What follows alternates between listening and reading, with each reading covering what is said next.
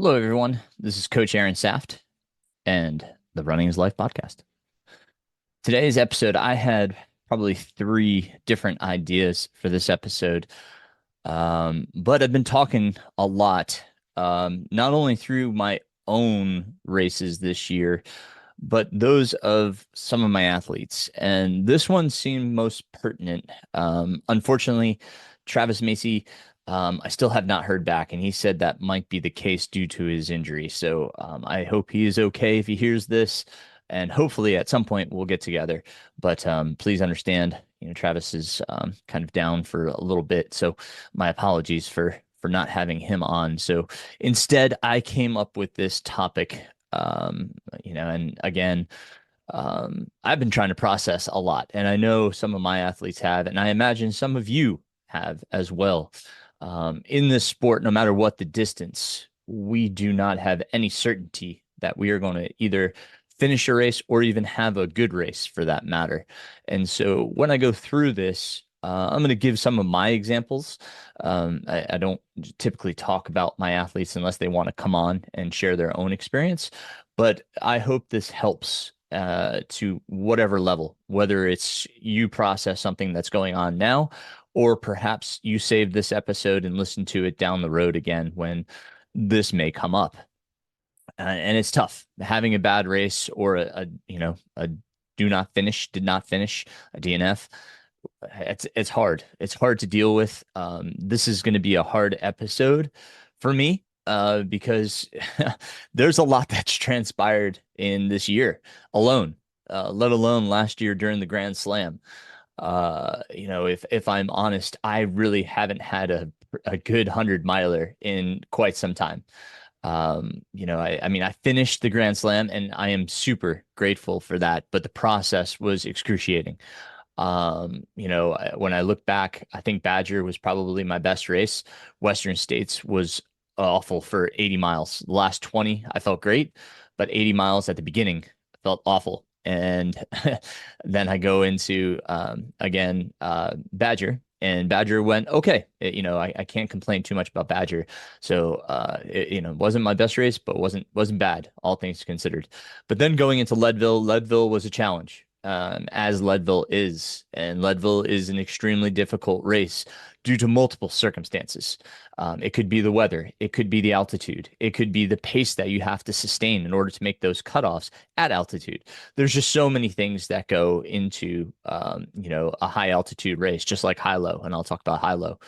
And then finishing up with Wasatch when I spiked a fever. And, I had a pretty rough time out there. Again, grateful for all those finishes. And then into this year where I DNF'd at Hellbender. And then having 80 miles of stomach troubles at High Lonesome. Things just don't go right all the time. And, that's what we're going to talk about here. Just to give you some background. The hardest thing and the first thing, I took some notes and I'm going to read some things and then I'm going to expound upon others. So, the first thing, accepting a bad race or a DNF is a possibility. That's really the reality. And that's hard. And that's what you have to do on the front end. Now, of course, we don't ever want to think that we're going to have a bad race. We don't ever want to think we're going to DNF, but we have to also recognize that it is a possibility in this sport. It does not make it, if it happens, any easier, but recognizing that fact gives us a little bit more power and control over the situation. Um, what the other piece of that is that if it does happen, if you have a bad race, if you have a DNF, please recognize that it does not define you, right? That DNF, that bad race, it does not define you. Okay. Um, then when a good race happens, we also have to recognize that, yeah, that was awesome. I had a good race. I am stoked about that. And I can give you an example here. Between the Heartbreaker 50 miler setting me up for Hellbender, Heartbreaker 50 miler, I had a great day out there. It was, kind of a training effort towards Hellbender. It was a race. I was out there to run well. So I'm not going to say it was a training run. I had run a marathon the week prior at the Shamrock Marathon, had a really good run there. I hadn't really trained for a marathon or a road race for that matter, and it was all spur of the moment, but I still had a good race out there. So, having that marathon, gave me confidence going into Heartbreaker. Had a great day at Heartbreaker. He was extremely happy with the result. I forecasted having a good Hellbender, and then I got sick at Hellbender. And that led to another tough 100 miler. It was really, my goal. Obviously, I love Hellbender. It has a huge piece of my heart. I want to finish it someday. And we're going to talk a little bit more about kind of processing that and how did I get through it and, how did I react to it. But it led to another like, wow, that's really tough to swallow, another 100 that didn't go accordingly. And kind of, obviously kind of put a chink in my armor, right? When I looked towards High Lonesome, I had some doubts. I'm going to be honest with you. And that's what I always do on this podcast is I'm honest with you. And I'm working through a lot of it too. And that's why I'm doing this is to help others work through tough races, DNFs, and processing things. So, again, just remember that DNF or that tough race, it's not the definition of you. You are your own person. You're doing amazing things. Running, in general is an amazing thing. You're doing more than 99% of the population, whatever distance it is. You're getting out there and doing more than 99% of the population. So when we look at the grand scheme of it, and that's tough, right? To set back and say, hey, like I'm doing something pretty hard, pretty challenging, pretty amazing. And it's not going to always go right. But that's the reality is that it doesn't always go right. And when it does, we have to say, hey, that was a good one. And you have to remember that it's always easier to harp upon the negatives. We always harp upon the negatives more so than the positives. And we have to switch that and say, hey, I have to be grateful for when the times went right and, process and analyze what did I do in that time period or what was going on that was so different that I had such a good race versus this other race. And again, it could be external factors completely beyond your control, weather, altitude, whatever. It's, there's obviously external circumstances that can, inhibit you and make your race not only more challenging, but a potential for a DNF. Okay. So sorting through that is difficult and processing. I've talked in the back about analyzing races. I will try to make a note to put the analyzation podcast in the show notes if you want to go back uh, and listen to that podcast. So I'm just writing a note there. All right. So number two, we have to remember that training is the journey. We spend so much time in the training process, 24 to potentially 32 weeks of training. We have to enjoy that process. And that's something that I harp on is making sure that you're enjoying the process, enjoying your running. I told my kids that race this past weekend, and we can talk about that later. But if you're not having fun, you're doing it wrong, right? Like that's the big thing. And that was what was hard for me. Um, and then we're going to talk about High Lonesome here in a second. But enjoy the process, enjoy the training, as the race days are the celebration of the journey, right? I've talked about that as well. The race day should be just a celebration of the fact that you have trained hard for this event, right? That you have put forth all the effort that you can, you've put everything into this, and here is race day. Now, when it doesn't go right, that's really difficult. And again, that's what we're going to get into talking about. Because we certainly have a hard time celebrating a bad race. And here, High Lonesome, for instance, it was tough to celebrate, even though I finished. While I was certainly proud of the fact that I finished, I had a very hard time processing the race and what went so wrong so early. What I did remember was the 2 weeks leading up to the race and the time I spent with my daughter during those 2 weeks and her pacing me to the finish. That was just amazing. Is having that.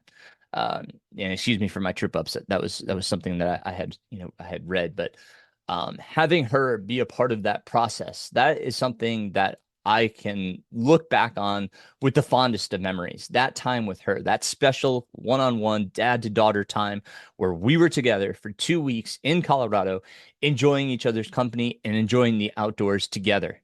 That is something profoundly amazing that came out of that experience. All because I went out there to get ready for High Lonesome.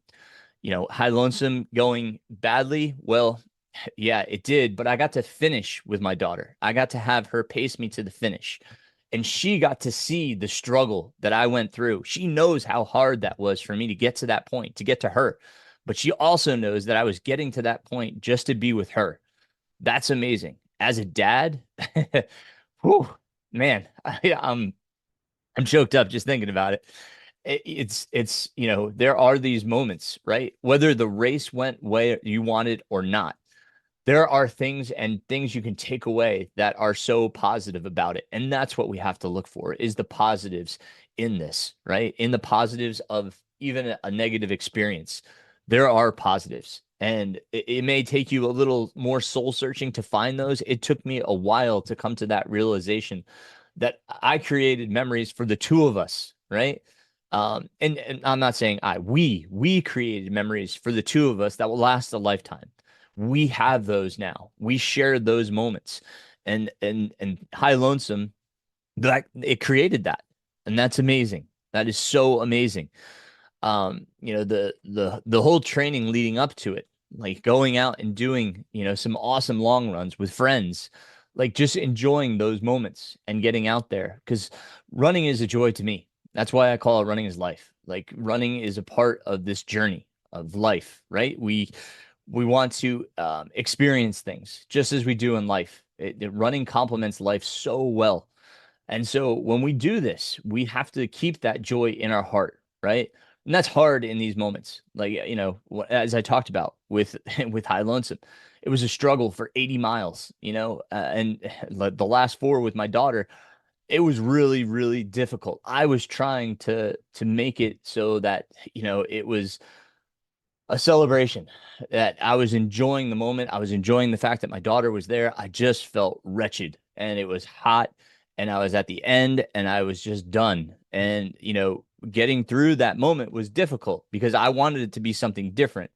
But the reality was my body gave me something else and I had a really hard time with that. So, coming in, I had such mixed emotions. I was frustrated because my only goal was to enjoy this race, and I hadn't. I really hadn't. But at the same time, there I was at the finish, having gone through 80 miles of suffering. And I'll talk about that piece in a little bit later. So, kind of moving forward, my third point.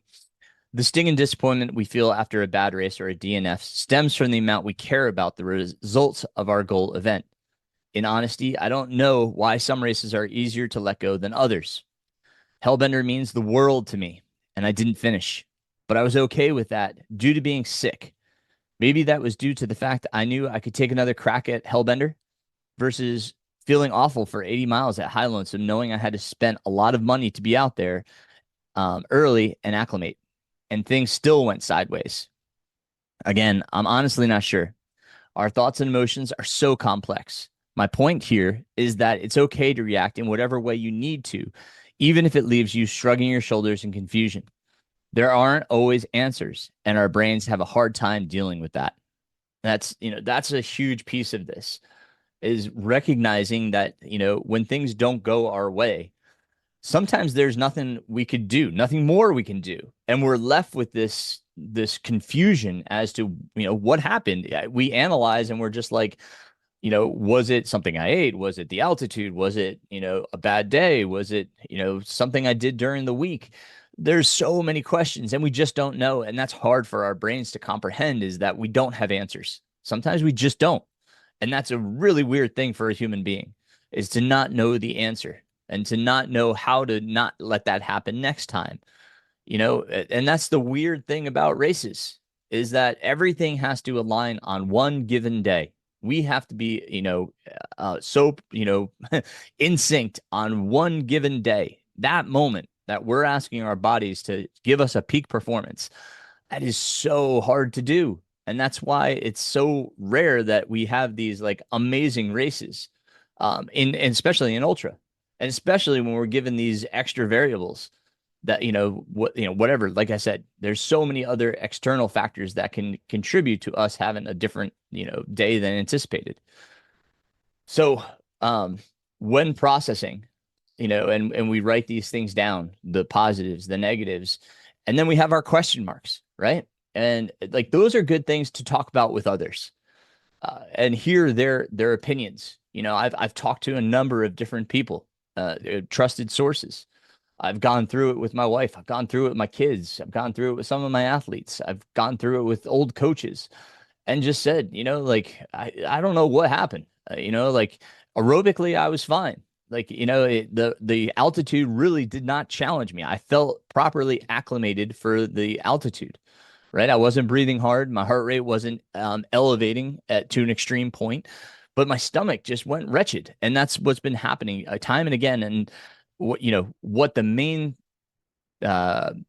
main, I guess, component that I come back to is hydration. And that's the question mark. Was I dehydrated? Was that what keeps turning my stomach? Am I not drinking enough? That's the big question. Um, and so, that's what I have to work better at is, and to see, is that right? I have an hypothesis, right? I have a question mark. Is that what's really going on? I'm just not hydrating well enough. So that's what I'll have to work on going forward. Okay. Is working on hydrating better and having a better hydration plan. Um, it's so difficult, and finding that balance is so hard because like my pack was so blasted heavy with all of that fluid, and I still felt like I didn't drink enough. I don't know. It's, that's a really hard balance. And, maybe it's just I shouldn't do hot weather races. Maybe that's the reality. But anyhow, that's my next point there is that remember that the training for this and everything leading up to it, okay, everything leading up to race day is the journey. And that we have to remember all of those good days, all of those good times we had in the training, right? That's the hard thing is that we're trying to remember the positives and what we harp on is the negatives. So again, flip it. You go back to the positives and you rely upon the positives to say, hey, it's not all bad. I had all of these good days, right? And I so happen to have this one bad day. Again, that's the day you're counting on, and that's really hard. I understand that.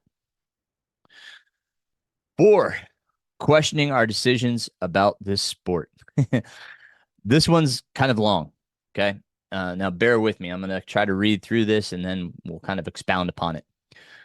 Questioning our decisions about this sport and what's next after a bad race or a DNF of a goal event can be very difficult. It's times like these I turn to resources of people that have experienced this. Currently, I am reading Puke and Rally by Dr. Rob Bell. Puking is our bad race, and Rally is our comeback, or at least the next step.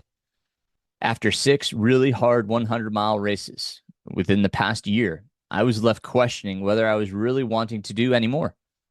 Is there something worth going after? Does something still excite me with the possibility of that event not going to plan? Those questions rattle around in my brain, and if I'm real with you, they are still valid questions I'm sorting through. Do I need to train for something? Do I need a goal to enjoy my running? These are all hard questions to answer. I've recognized that my focus on training has shifted from my own to those that I coach, be it the high school kids or the adults that I coach. The importance I place upon my own training has diminished significantly, and I recognize that just getting out for a simple run is enough for me. I simply cannot devote the time I once did to training, a harsh reality, but one I am okay with. That said, I recognize that the possibility for a bad race or a DNF is higher now. So the question becomes, how do I scratch the itch for a long day in the mountains? That's where the Brutes Challenge came in. Brutes matches where I am with not only my training, but my mental state. You have to find that match for yourself. There's nothing wrong with just running and not having a goal. For myself, I've simply had something to work towards for my entire 34 years of running. COVID lockdown made me realize that I enjoy having something to work towards. Sometimes that something takes us a while to figure out, and that's okay as well. Best to find something that inspires you than to just settle for an event that you just go through the motions to complete and lack joy and enjoyment in your training. And there's a lot there. There's a whole lot there to unpack. This is, I wrote this and I was like, man, this has a whole, probably a whole podcast in it of itself. But let's go through some of the main points here. All right, so going back, this idea of puke and rally, and I do suggest you read this book. It is a quick read. The chapters are short, but they have a lot in them. I've sent this book to a few of my athletes that are kind of going through the struggle that I have been, and it really brings up some really poignant points. And this is something I really want to read with my athletes. I suggested it we do a book a month, and I suggested it for our next book, but we're going to talk about another book, which I'm about to mention, which is equally a great book. But again, these books, I highly suggest if you are struggling with poor race, DNF, or just having a tough time getting motivated for something. Puke and Rally is an awesome book to kind of get your mental framework reset up so that you are ready to take on another challenge. It helps you process and think about, well, yes, I did fall down, right? I did fall off the horse. Now, how do I get back on? It's a great book for that. Okay. And it's not to say that I feel like I fell off the horse at Lonesome, and I speak about the race with such I don't hope it's not negativity, but it's just how challenging and how awful. I can't stress how tough that was for that long of an amount of time, how much mental energy it took for me to keep moving forward, to keep wanting to move forward. My body just didn't want to run. And when your body just doesn't want to run and you're in the middle of a 100-mile race at altitude and your stomach's sour, there's a lot of fight that you have to have in order to keep moving forward at whatever pace. And that challenge, I think, is what helps me now look back and be like, wow, I actually did something pretty amazing. And we'll get into that in a little bit here. But again, reading that book, Puke and Rally, fantastic. I will put that in the show notes. I hope you read it. Like I said, it is a quick read, and there's a lot in there that I think can help. But the other piece of it, and this came from the Rogue Running podcast, and I think I touched on this last week, but he kind of talks about the work life family balance. How do you balance all that? And sometimes you just have to recognize you're at a different point in your life, and that point in your life, running may mean something different to you. Whereas even a couple of years ago, I wanted to be still competitive at races and train and do extremely well. But now, like, I look at events that I really just want to complete and do. And so I have to make my goals match that, right? Like, and that's why for Lonesome, yes, my goal was to finish, but it was also to enjoy the race, which is a simplistic goal. And when that doesn't happen, that's really hard. Like, as we've talked about in the past, we have to be okay if one of our goals doesn't occur. And kind of what I recognize is that I really wasn't okay with not enjoying the race, because that was one of the primary reasons I wanted to do it. So looking back, it gives me an idea that next time I can't just say I want to enjoy this race. Be sure, having finishing as a goal, that's great. That is a great goal for any race, right? I should have made it more pertinent. Like, I want to make it to my daughter and finish with my daughter. Like, of course, that was a goal, but I should have made that a more pertinent goal. Like, I should have been more focused on that rather than simply just the enjoyment of the event. And which, it did become that, right? My goal switched in the race. It was just get to my daughter, get to her, run it in with her, right? That's what drove me forward. Okay. But like in my training, yes, it was in my mind, but it wasn't at the forefront. And I recognize that now. Okay. So, I guess what I'm saying here is realize what is going to push you forward. Realize what your intrinsic why is. We always talk about that intrinsic why and that value being so strong, but make your goal part of that intrinsic goal, right? That intrinsic value. Make those mesh your value and your goal. And we've talked about, including your values in the past as well on the podcast. So I didn't do that. Again, I make mistakes. I'm putting my mistakes out there and saying, don't do these. Don't make my mistakes. Don't be as stupid as me. That's really what I'm saying. But um, again, look at where you're at in your life. Like it's come to me now that I'm like, yes, my athletes are more important than myself right now, than my training, right? Like I want to put my family at the forefront, right? I want to put the people I train at the forefront, and then I come on the backside of all that. Mine is less value to me than them. I want to put others before myself at this point in my life, right? I had a lot of years of of errands going out for a long run, right? And now it's okay, the kids are going out for a long run, right? I need to be there for them. I need to make sure they understand what they're doing, where they're going, check on them, make sure they're okay, bring water, whatever it may be. Like my focus is upon them. And then if I have time, I can get out and go for a run. And that's what I said earlier. I'm okay with just going out and getting a run in these days. And I enjoy that. That's what I enjoy, is going out and going for a run. Like as long as I don't feel rushed or that, something's hanging over my head, like going out for a run is just enjoyable to me. I recognize that on Sunday on my long run, just being out there. Like I didn't feel rushed, didn't have any goals. I knew the route that I wanted to do, and I was excited to do the route. I hadn't done that route in forever.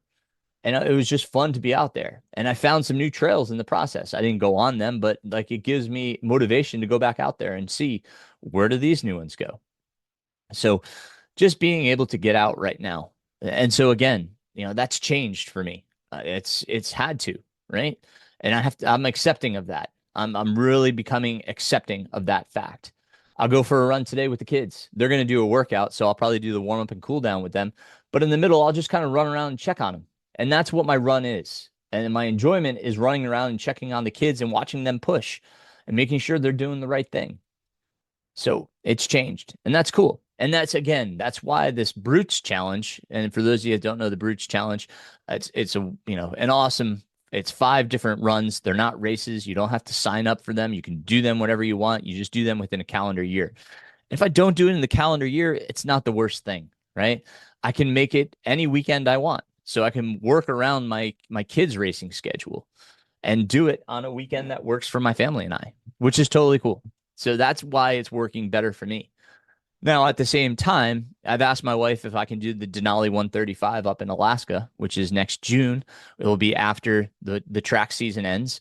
That excites me. That's something that's still on my bucket list that, like, in reality, I could go up there and do, to whatever extent, and enjoy my time up there and enjoy Alaska and see something new and have that, scratch that itch of being in the mountains.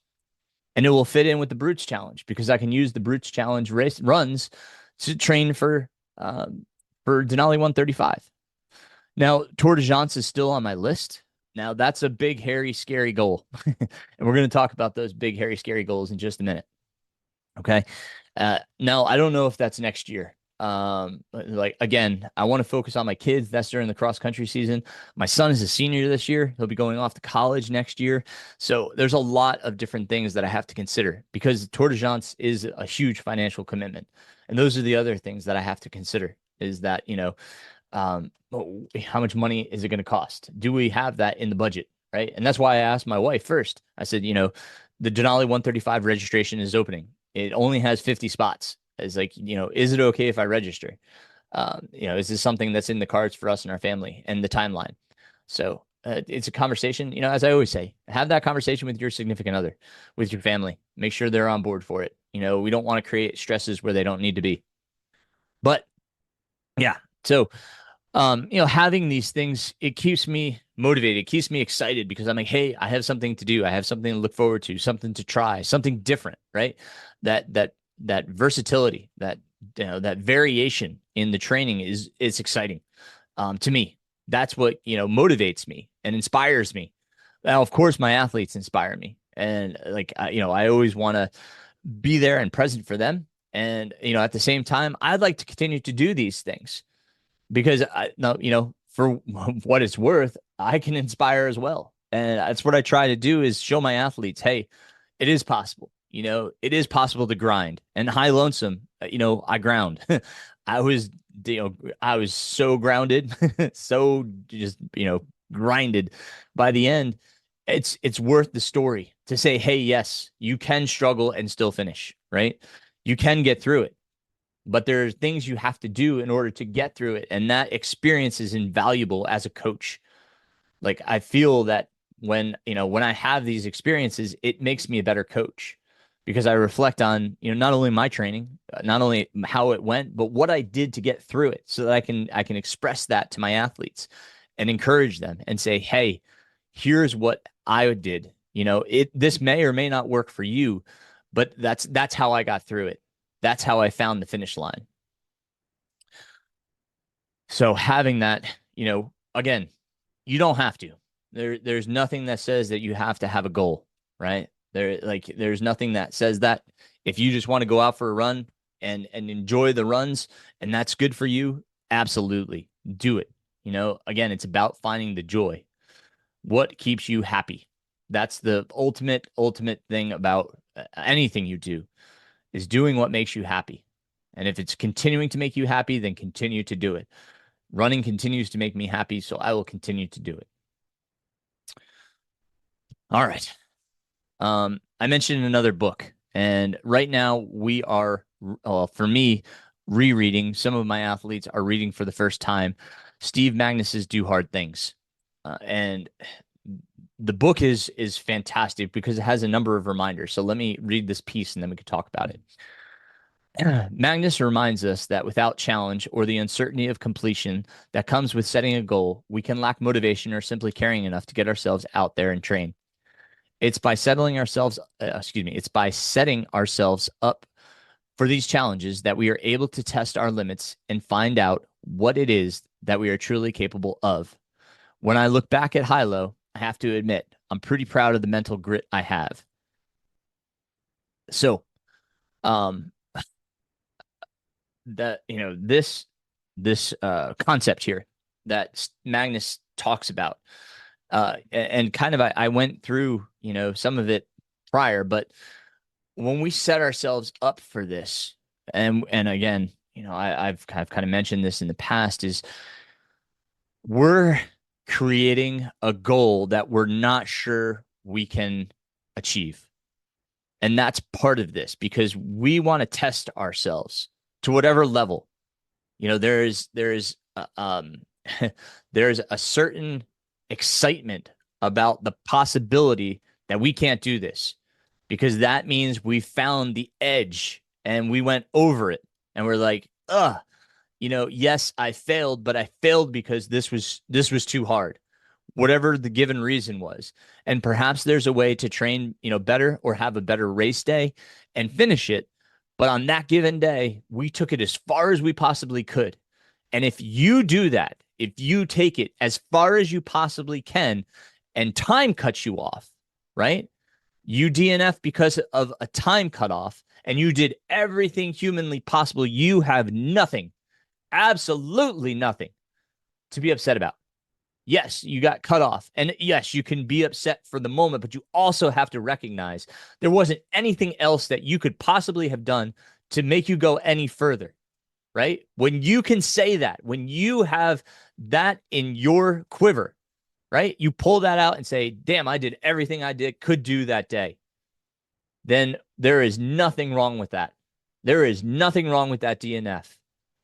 It was simply the time restraint that cut you off. And that is not your fault. You gave it everything you possibly could, and that's amazing, right? Acknowledge that. Like, there was not a lick I could have done. And that's amazing, right? Now, if there's other things that you're like, yes, I could have done A, B, C, B, D, D, right? Could have done a million different things. Then sure, that's part of the analysis process. right? And recognizing I screwed up here, and that's, that's there, and it may be an external factor, right? Again, like Hellbender. And I think that's why Hellbender didn't hurt as much. Like I wasn't as upset by Hellbender's DNF because I knew it was a factor beyond my control. I was running a fever and I just couldn't keep my body temperature regulated. And I just was miserable because I was running a fever and I was sick. I had no energy, right? A factor beyond my control. And so recognizing that, I was okay with it. I became, I processed that one a lot faster. Whereas something like HiLo, it took me a while to kind of kind of piece together. Well, maybe it just boils down to my hydration. And, I goofed there and made myself suffer more than I needed to. So, again, it's really hard sometimes because, again, just like Magnus's title, we do hard things. We do really hard things. And when we look at that and we say, I'm going to test myself with this, that makes a goal exciting. That you're like, I don't know if I could do this, right? That's Tour de Gens to me. That is Tour de Gens to a T to me. Is I don't know if I can do that. That race is freaking hard. 200 plus miles in the mountains of the Alps of Italy. Holy cow. But that's exciting. That is exciting. Like, there's no guarantee that you can finish that one, be it through fatigue, be it through time. Like, and that's what I'm like, whew, if I put in for that, like, that's where I have to say, hey, you've been kind of putting training on the background, on the back burner. Can you put it more on the front burner and get done what you need to get done so you can finish this race? That's a huge question. Now, Denali 135, it could go either way, right? There's always that chance. That's what I recognized in number one when we talked about number one, however long ago, is, there is a chance of a bad race or a DNF.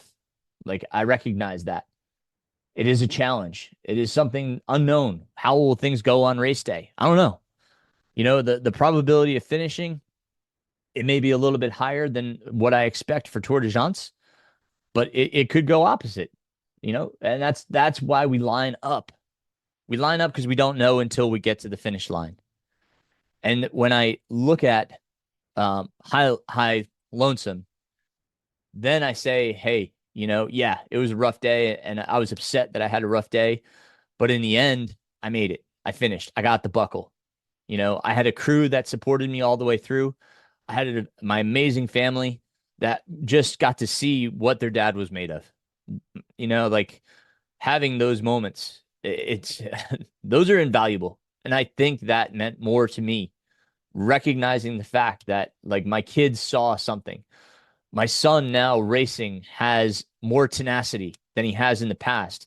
I think he witnessed and observed what his dad did at High Lonesome and recognized that pain is a part of this. Suffering can be a part of this, but it does end when we race. And it ends when we cross that finish line. That's something, a lesson that is just amazing to show, not just your friends, your pacers, race organizers. When you show your family that, it's, oh my God, it's the I think one of the grandest things that you could do as a parent is show kids that things are tough. And if you have enough grit, you can get through it and, and do whatever you set out to do. We made it happen. And we made it happen through the simplest of things, water and pretzels. That's really what got me through 50 miles of High Lonesome. And that's, I don't want to ever have to do it again. I don't suggest it. But, the reality is we figured it out, right? We problem solved. And that's what we have to remember. This is all about problem solving and making sure that we can keep moving forward. It's when we give up and say, hey, like, I'm just gonna, go through the motions. That's when the likelihood of a DNF greatly increases. Okay. So we have to keep trying. You have to keep trying to problem solve. You have to keep trying to, whatever it is, drink, eat, right? Moving forward, one foot after the other, whatever pace it is, whatever your body grants you, you have to try.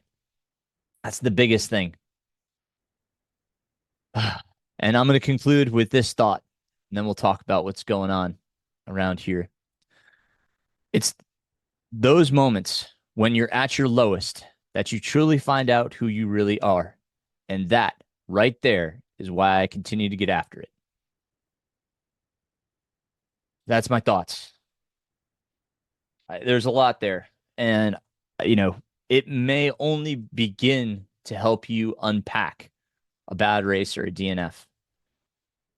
But I hope it gets you thinking, and I hope it gets you back out there because I had those very thoughts when I finished High Lonesome. Do I want to keep doing this?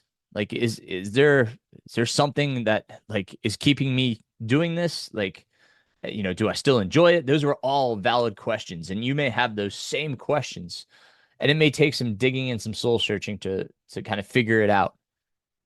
But when you get down to it and you figure out how much grit you truly have, again, those are the moments that you have to relish and say, yeah, I am a tough SOB. I did some really tough stuff. And, and I'm going to continue to do it. Or if you're not enjoying it, then hey, find your peace, right? Do what makes you happy. Again, that's the biggest thing. Find your joy. All right, with that, I said I'd mention the kids, oh my gosh, the West Henderson cross country team. As I said to you, I told them, I said, if you're not having fun, you're doing it wrong, right? And the kids ran by me. We were up in Boone at App State. The course got moved over to the App State intramural fields, and they ran a 2 mile. And the kids came by, and they smiled. I told them, smile. It's a lot easier than grimacing, right? A number of them smiled, and we talked after the race, and then we had some amazing races. Some kids just did outstanding, and I mean, not some, all of them did outstanding. I'm very proud of them. And I said, hey, what was different today? What did you do differently? And they said we had fun, and I smiled. And I said, good, because that's what it should be, right? And that's what everything I just went over. They had fun. And then we have a race this weekend, and I said, what do you need to do differently? And they said, basically absolutely nothing. So the only thing that's different this weekend is we go from running 2 miles to 5K. So you just need to prepare yourself for 1.1 miles more, right? But you still need to have fun. You still need to recognize that having fun is the difference. And that's huge. The boys took third place as a team. They raced by their classes. So we had the middle schoolers came. My daughter took fourth in the middle school race. They had 6th through 8th grade racing together, which was awesome. But then they had a freshman race, a sophomore race, a junior race, and a senior race. My son took second in the senior race. He had a great opener. He ran 10:33 for a grassy, muddy cross country course. Very proud of him for his opener. He hasn't raced cross country in over 2 years, but he's got a fire. I can see it, and I love it. I love the fact that he has this burning fire to compete. He lost to a guy by about 20 seconds. And, over the course of 2 miles, it's about 10 seconds a mile, right? That's tough, right? But what did he say to me last night? He said, Dad, hey, he's racing next week at this meet. I want to go. I want to race him again. And, right after the meet, I said, you're going to be up there by the end of the season. He said, Dad, I'm going to be up there in 3 weeks. I said, all right, man. We did a progression run the other day, and he was driven. We had some circumstances where he had to go back and rally some of the troops, and that's a great leader. He went back and did it without question. But he was ripping at the end, and I can see the desire. Even my other, my co-coach, she said, he gets kids motivated. He is a good example of how to push, and he knows when to back off. Yesterday was a recovery day, so after the progression run, we had a recovery day, and I stressed to them. I said, today is the day we absorb what you did yesterday. Today you go slow and easy, and he did. He knows how to jog, so he's listening. and he's really I'm so impressed by by his fortitude. I'm really enjoying watching him grow. And I'm so proud of my daughter. She had an awesome race. She moved up tremendously over the course of 2 miles. She's not one that goes out extremely fast, but she rallies throughout the race and keeps climbing up in the places. So I'm looking forward to seeing how her season goes as well. But a great opener for the kids. So we're gonna keep moving forward. Excited by that.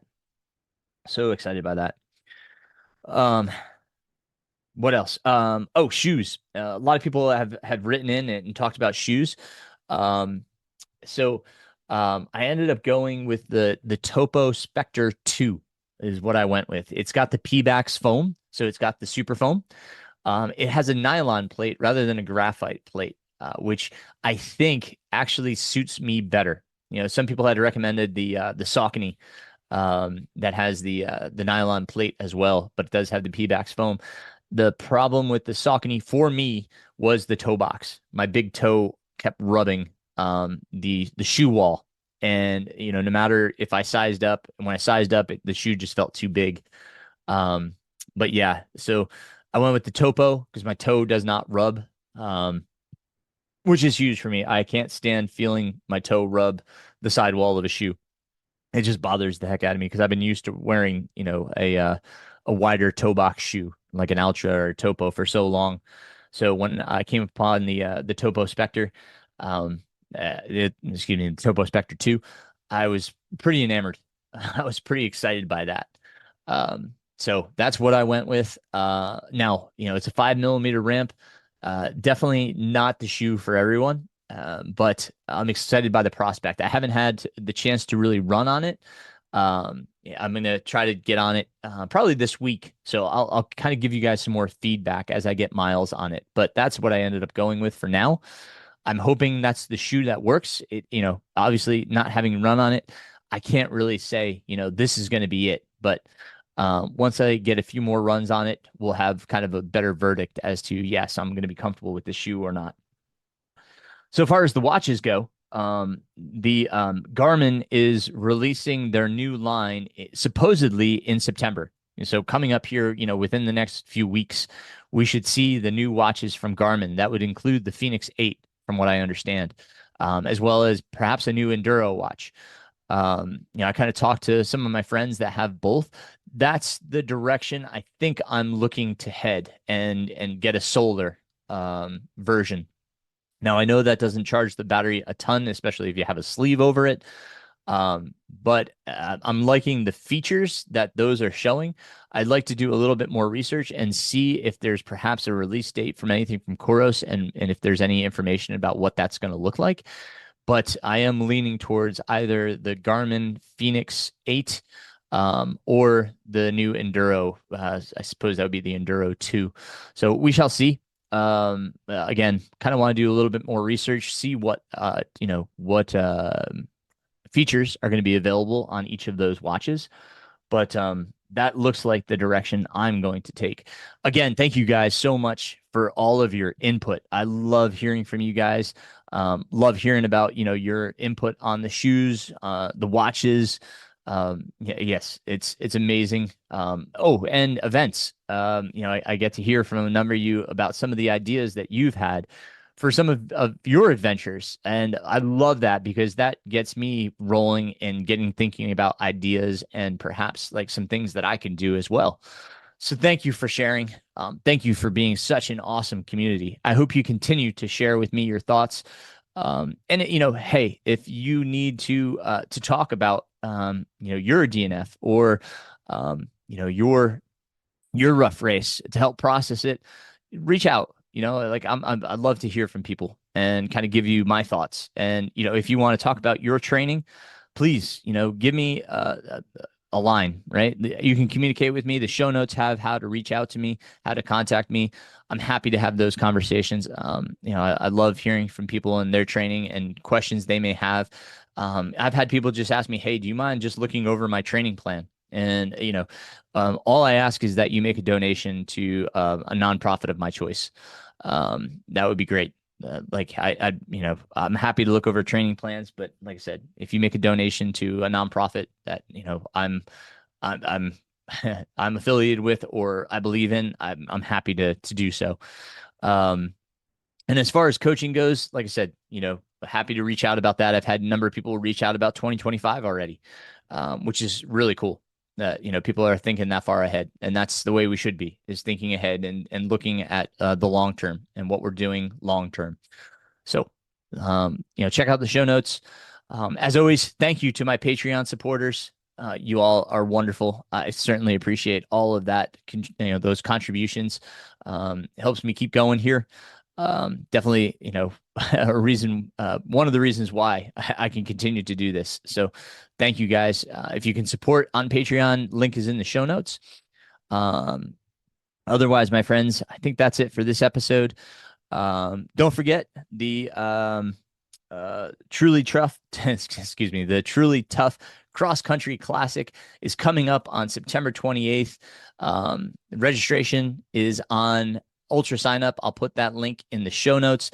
It's $25. There's no t-shirt because it's basically a straight donation that goes right to the cross country programs at Rugby Middle School and West Henderson High School. If you can't make it but would like to donate, please just reach out to me. I'm happy to get the donations into the hands of the school.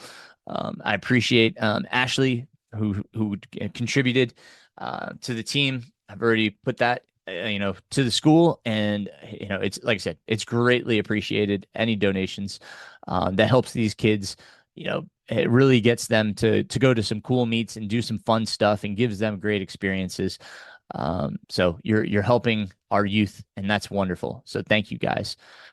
I hope everybody has a great week. Hopefully we'll get a hold of Travis here soon, but if not, like I said, I have two other topics that I thought of for today. So we've got some stuff in the can. If there's somebody you want to hear from or a topic you want to hear about, please let me know. For now, that's it. Keep moving forward, my friends. Running is life.